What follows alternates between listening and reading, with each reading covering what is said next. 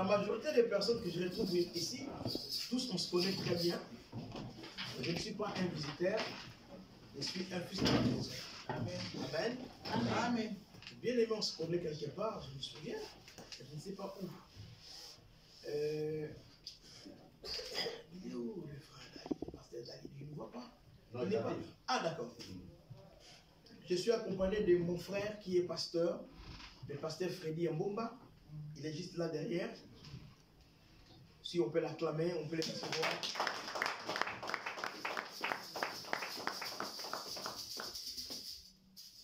Prophète Kaloula, frère Eric, papa Dali, ce sont des compagnons d'élite. On a galéré ensemble. On a mangé des pilchards avec les Maldés sur la PMB ensemble en Grèce. Vous savez, tout chemin mène à Rome. Tout chemin mène à Rome. Le problème, c'est d'arriver à Rome. Même si tu prends le bateau, tu prends l'avion, mais le problème, c'est d'arriver à Rome. Et pendant ce parcours, on a eu à sympathiser, à consolider encore les liens fraternels et familiales. Ce sont des amis qui sont des frères qui sont pour moi des hommes très chers, que j'estime beaucoup et que je respecte, que j'aime aussi. Amen. Amen. Votre pasteur ne m'a pas donné un thème à prêcher, mais il m'a juste demandé de lui donner le message que j'ai compté partager avec vous. Et je lui ai fait la proposition des messages et ça passait, vous savez, soit on a des alternatives, soit ça passe ou ça casse. Quand ça casse, ça ne casse pas, c'est que ça passe. Cet avant-midi, j'aimerais aborder un sujet que le prophète a introduit depuis le dimanche. Je vous suis sur les réseaux sociaux, ne vous inquiétez pas, je suis avec vous. Je vais l'aborder d'une autre façon. Connaître Dieu pour le mieux servir. Connaître Dieu pour le mieux servir. Je ne suis pas expert en matière de prédication. Je ne suis pas docteur. Je ne dis pas que j'enseigne. Non, non, non, non. Moi, tout ce que je sais, Dieu m'a appelé au ministère de la parole. Je m'arrête là. Donc, n'attends pas que je te dise, Dieu me dit ceci. Non, non, non. Ça, c'est une exclusivité de votre pasteur. Lui, c'est un prophète. Amen. Amen. Moi, je prêche. Après, je prêche, je béquisse, je modère. Après, je m'en vais. Nous allons prendre le livre de 1 Samuel, chapitre 2, versets 12 à 13. 1 Samuel. Je ne suis pas un versologue, c'est eux qui donnent beaucoup de versets, mais je vais donner quand même beaucoup de versets aujourd'hui. 1 Samuel chapitre 2, versets 12 à 14.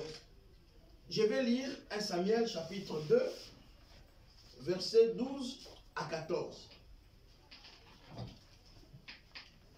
Est-ce que vous y êtes? La Bible dit, les fils d'Élie étaient des hommes pervers. Ils ne connaissaient point l'Éternel. Et voici quelle était la manière d'agir de ces sacrificateurs à l'égard du peuple. Lorsque quelqu'un offrait un sacrifice, les serviteurs du sacrificateur arrivaient au moment où l'on faisait cuire la chair, tenant à la main une fourchette à 3 dents.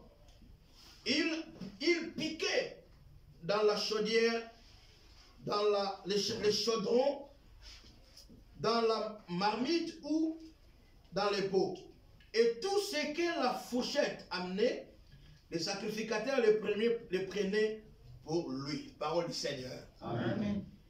Je vais vous donner 4 ou 5 versets par rapport qui soutiennent notre message. Le thème, n'oubliez pas que j'avais dit que connaître Dieu pour le mieux servir. Je ne sais pas si je peux l'appeler prédication, je ne sais pas. C'est à toi de juger si c'est réellement ça sera une prédication, une information, un rappel ou une interpellation ou un enseignement, je ne sais pas.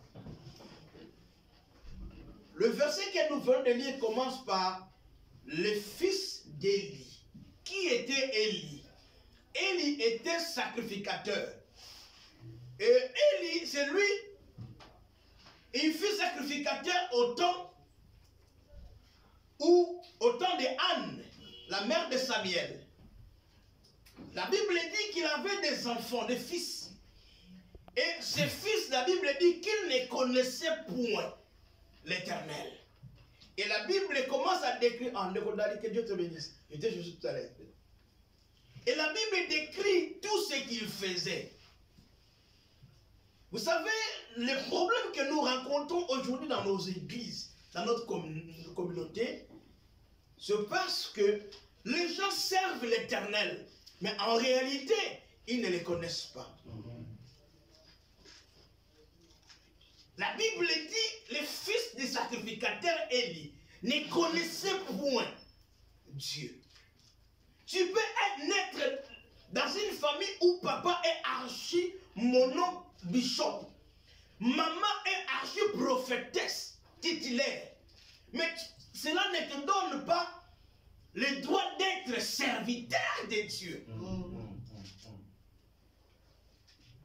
J'ai titulé ce message « Connaître Dieu pour le mieux servir ». Quand on n'a pas la connaissance, on manque l'intelligence. Je vais vous le démontrer, vous donner même la référence biblique qu'il est dit. Les fils d'Élie, la Bible dit que leur père était avancé en âge. Vous savez, lorsqu'on avance en âge, on commence à perdre certaines facultés. On ne voit plus bien, on n'entend plus bien, tout qu'on sort. Même la couleur des peaux change, c'est tout ce dont vous allez remarquer. Alors, ces fils qui ont grandi dans les temples, dans l'œuvre de Dieu, mais vous allez comprendre que malgré qu'ils sont nés au temple, mais ils ne connaissaient point Dieu. Beaucoup de gens sont prétentieux de dire que je sers Dieu, mais en réalité, ils servent Dieu qu'ils ne connaissent pas. Quand on ne connaît pas quelque chose, on ne peut pas le servir. Quand on ne connaît pas quelque chose, on n'a pas l'information. Ils faisaient n'importe quoi, comme disent les Français, au temple. Ils touchaient même aux interdits. Vous savez, l'œuvre de Dieu bénit, mais l'œuvre de Dieu aussi peut tuer.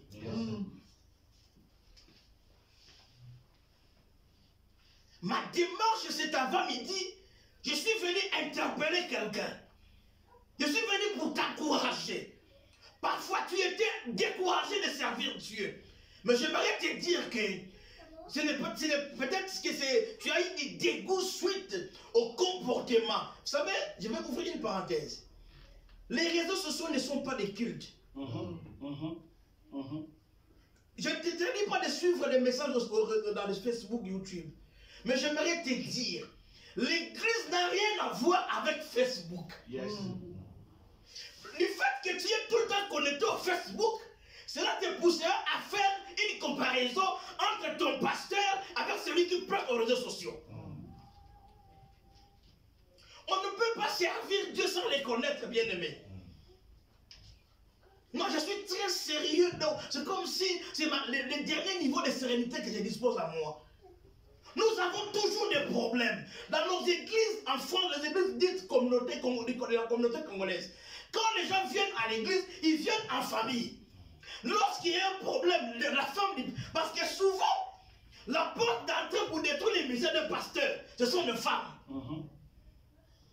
Quand ça se passe mal, la femme du pasteur a pris sa carte de séjour et elle a donné à une soeur. La soeur, quand elle vient à l'église, elle vient avec ses copines, avec sa famille. Donc en réalité, la motivation qui la pousse à amener les gens à l'église, c'est la carte de séjour de la femme du pasteur.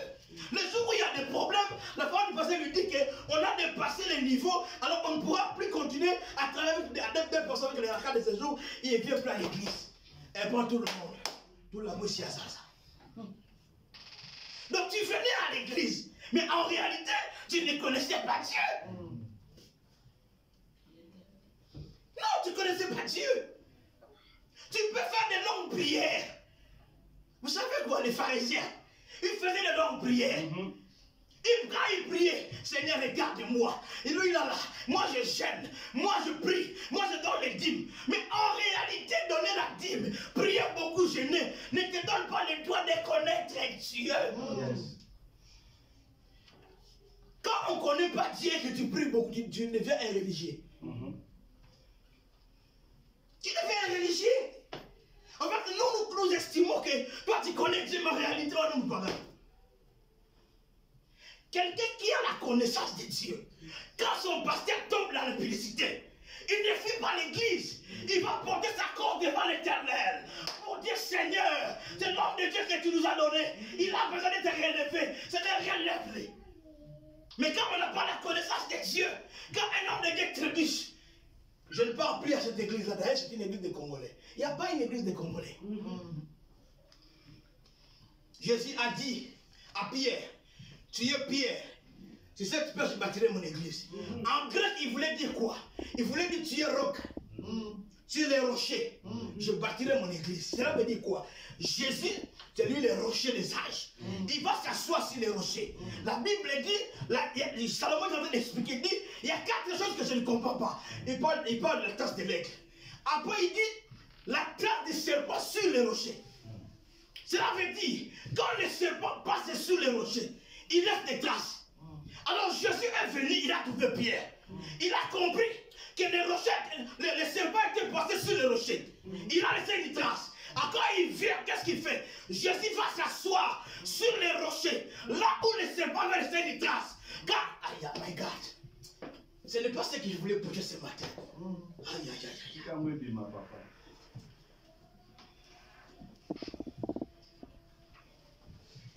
Église, écoutez-moi. Jésus a dit, les portes de séjour des morts ne prévendront pas contre elle. Cela veut dire, quand une église meurt, ce n'était pas une église de Dieu. Vous savez, Dieu est souverain. Dieu est souverain. Les gens tombent souvent pour 3 raisons. La première, c'est par imprudence. La deuxième, c'est par familiarité. La troisième, c'est par complaisance. Pasteur Fred, j'ai dit à mon épouse, quelle que soit la gloire que quelqu'un peut avoir, quels que soient les avoirs qu'on peut disposer dans l'avenir, je ne peux pas être parrain d'un fils de l'église. Impossible. Impossible. Parce que lorsqu'il n'y a pas de problème, ils nous écoutent. Mais le jour où ils ne seront pas divorcés, ils ne vont pas nous consulter, ils vont voir les assistants sociaux et les juges. Allez chercher un parrain ailleurs. De toutes les façons, on peut se marier sans parrain. Oui. Amen. C'est la religion, ça. Quand il y a la familiarité à l'église, les gens oublient que l'objectif c'est l'église. L'objectif c'est Christ, les gens veulent aller voir Jésus.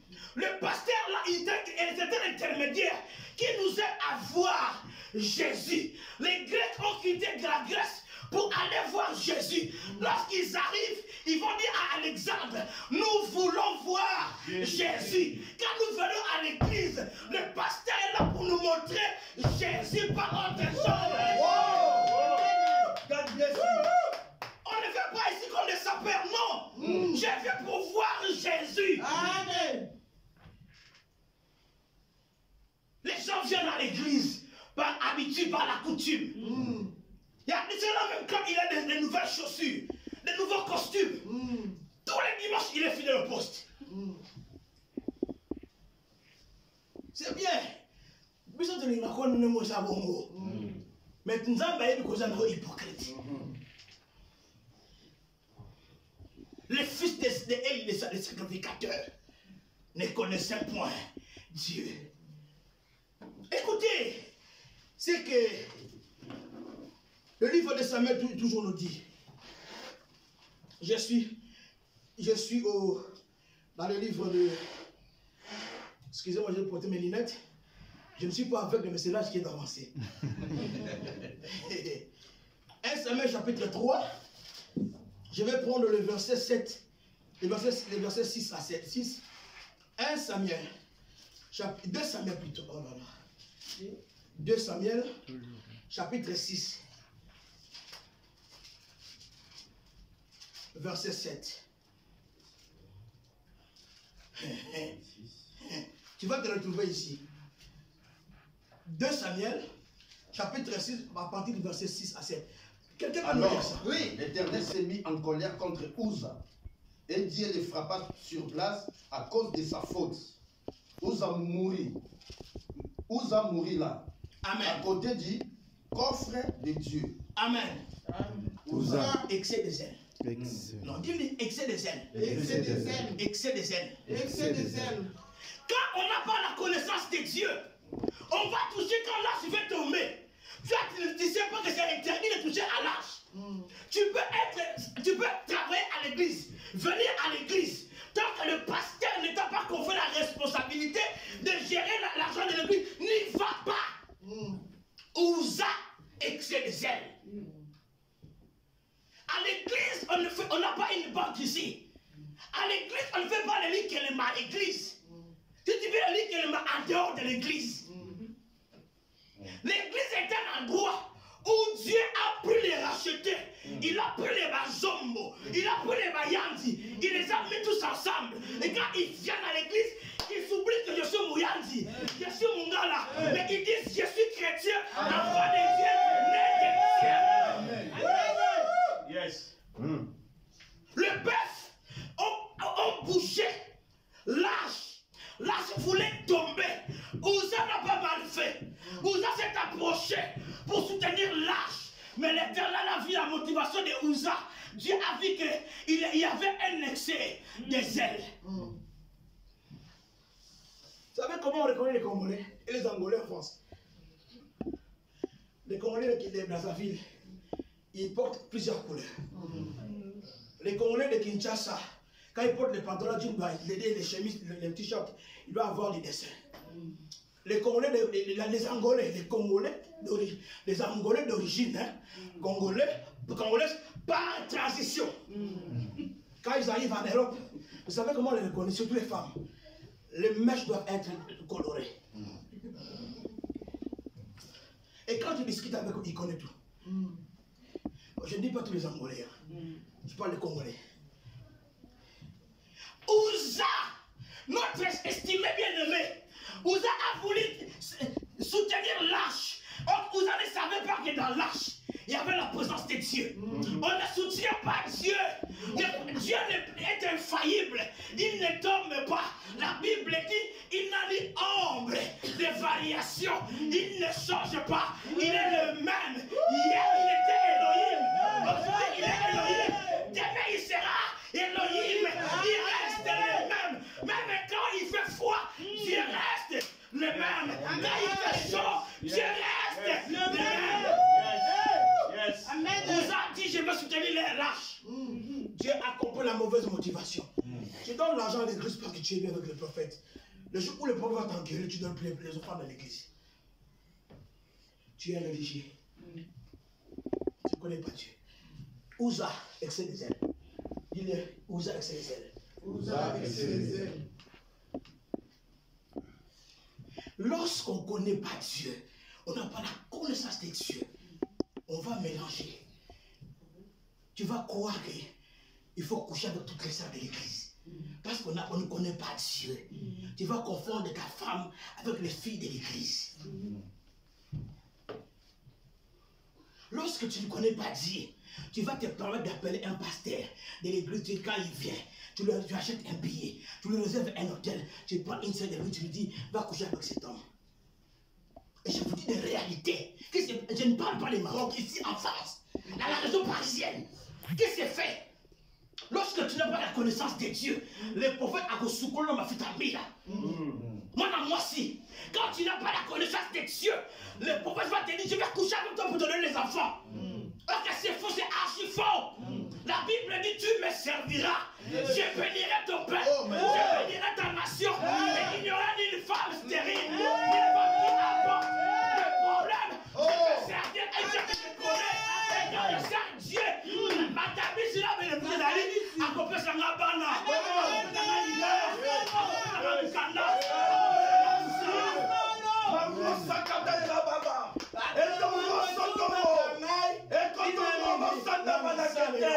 Oh, Jesus! Bato bakotuna kangai tina nini ngana salela ka Yesu et amour nanga. Dieu va te donner une raison pour le servir. Vous savez, le problème c'est qu'en Europe, on a ce qu'on appelle le méli-mélo, le mélange. Sacré et sangana. Bien aimé, Dieu t'a déplacé de Kinshasa autrefois. Vous avez voté Katonolo, Makayabu, Makasu, vous avez dit Siré, Receveur. Nous avons amené la France. C'est parce que Dieu avait compris que. Vous savez, il y a des gens, même quand je lui dis les choses 10 fois, ils ne comprennent rien.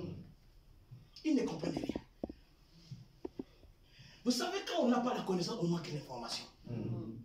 Ouza, notre frère, Ouza, un bel homme en plus, Ouza, il a vu l'âge. Il dit, je vais soutenir l'âge. Or, la Bible dit, quand Anne a eu l'enfant Samuel, elle a commencé à adorer Dieu. Mais dans sa prière, écoute ce qu'il dit. Éternel, en toi se trouvent les colonnes de la terre. Donc toi, quand tu marches, tu ne vois rien. Mais or, la terre là, a des colonnes. Alors c'est lui qui les soutient comme colonne, c'est Dieu. Ils sont en train de connaître Dieu pour les aimer servir. Le mot servir en grec veut dire diaconéo ou diaconia, qui veut dire serviteur, intendant. Autrement, ça dit aussi domestique. Donc, dès que nous sommes là, si nous voulons servir Dieu, nous devons avoir l'attitude d'être domestique. Un domestique, voilà, un domestique, il obéit à tous les autres, quel que soit l'ordre. Donc, il se met à, je suis domestique, je dépends de mon patron, et notre patron c'est Dieu. La Bible dit, recherchez premièrement les royaumes et la justice. Et toutes ces choses vous seront données par-dessus. Cela veut dire quoi? Je suis un domestique. Les domestiques, quand le patron mange, il ne finit pas la nourriture. Du fait que tu es un domestique, le patron, quand il mange, sa pensée est vers son domestique. Dieu, quand nous le servons, la priorité, tu deviens la priorité de Dieu. Amen. Mais le problème, c'est qu'est-ce que tu connais le Dieu que tu sers? C'est ça ma question cet après-midi. Connais-tu les dieux que tu sers? Je vais prendre avec vous Ésaïe, chapitre 1er. Excusez-moi. Ésaïe, chapitre 1er. Je vais commencer à partir du verset. J'aimerais que quelqu'un lise pour que les gens ne disent pas que non. Les gens m'ont moi à mari. Ésaïe chapitre 1. Premier verset 1 à 2. Nous lisons au nom de Jésus. Amen. La vision d'Ésaïe, fils d'Amont, qu'il a vu touchant Juda et Jérusalem, au jour d'Ososias, de Jotam, Akaz et de Kézias. Jusqu'au verset 3. Écoutez, cieux et prête l'oreille, terre, car l'Éternel a parlé. J'ai nourri et élevé des fils, et fils se sont rebellés contre moi. Le bœuf connaît son possesseur et l'âne la crèche de son maître. Israël ne connaît pas, mon peuple n'a point d'intelligence. Ah, c'est Dieu ici qui parle au peuple par les canaux du prophète Ésaïe. Dieu s'y rend compte. Vous savez pourquoi? Quand on conduit la voiture, il y a un endroit où quand vous arrivez, c'est marqué stop. Quand c'est marqué stop, stop veut dire quand tu étais en première ou en deuxième vitesse. Zonga n'a point mort. Tel est mort. Beaucoup de chrétiens, quand ils font la marche, la vie, ils sont en vitesse. Même quand ils voient c'est marqué stop, ils ne s'arrêtent pas. Ils sont tellement baignés dans les péchés, les mensonges. Malgré qu'ils voient stop, il va dépasser stop. Or que stop pour la conduite, c'est moins de 3 points. Ce n'est pas à négocier que tu sois handicapé. C'est moins de 3 points. Parce que quand celui qui ne respecte pas le stop, il est plus dangereux pour lui-même et pour les autres utilisateurs de la route. Alors ici, c'est Dieu qui interpelle le peuple. Il dit, cieux, c'est la toute première fois Dieu se plaint à un peuple. Dieu regarde tout ce que je lui ai donné. La délivrance, je l'ai sorti de l'Égypte. Je lui ai donné la manne qui me dit qu'est-ce que c'est. Mais regarde, Dieu dit, cieux écoutez, la terre prête l'oreille, j'ai nourri, j'ai élevé. Cela veut dire, Dieu appelle les frais scolaires pour les enfants d'Israël. Il les a donné à manger la manne. Il les a soutenus face à Pharaon. Mais le peuple a tourné du dos vers l'Éternel. Et l'Éternel va dire, Israël ne connaît pas son Dieu. Il prend l'exemple, il dit même l'âne connaît son maître. Le mot connaissance, dans la traduction, la conception hébraïque, on parle de la connaissance dans un cadre de l'intimité sexuelle. Quand vous lisez le livre de Genèse, vous allez remarquer, la Bible dit, Adam connut sa femme Ève. Cela veut dire, je ne peux pas dire que je connais la femme du prophète. Non. Mon épouse va te dire que je connais Blaise. Quand tu dis comment, si on a un pourcentage devant la justice, elle veut dire, elle a un tatouage derrière le dos. Parce que moi, elle dit, on partage l'intimité sexuelle. Alors quand Dieu parle de la connaissance, pour Dieu, l'intimité sexuelle, quand c'est bien compris cette notion, le peuple va vivre dans la familiarité avec Dieu. Et Dieu dit, Israël ne connaît pas Dieu. Et c'est un peuple qui est sans intelligence. Quand on n'a pas la connaissance, on n'aura pas l'intelligence.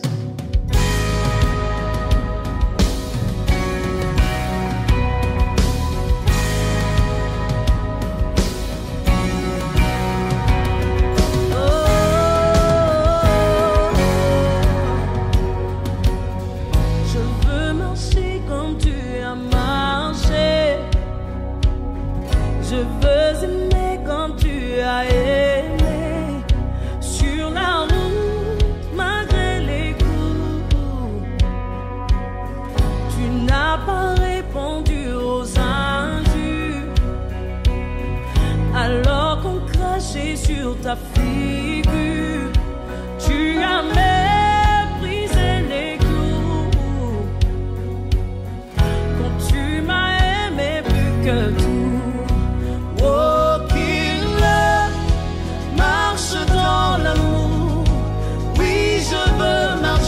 Chaque jour dans ton amour.